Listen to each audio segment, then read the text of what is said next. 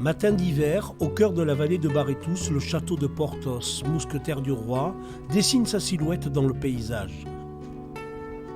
Son histoire remonte au Moyen-Âge, celle d'une abbaye laïque, maison de maître, construite en accord avec l'Église.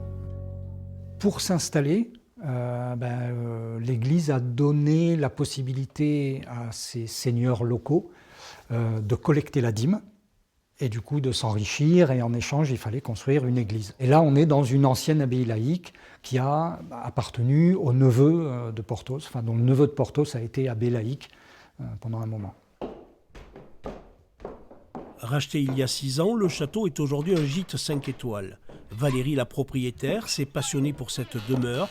Son envie recrée une ambiance historique. Avec la remorque, je suis partie chercher tout ce j'avais besoin, des chevets, des chaises.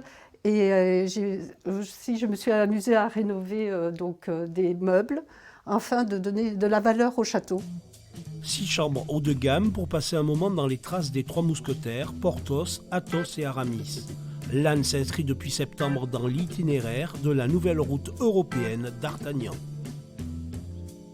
C'est la route des mousquetaires qui va de Lupiac, donc lieu de naissance de d'Artagnan, jusqu'à Saint-Jean-de-Luz, et qui traverse donc une partie du Gers, tout le Béarn et la Soule et le Pays Basque. La plupart des routes sont en fait des chemins qu'on peut parcourir à pied, à vélo et à cheval.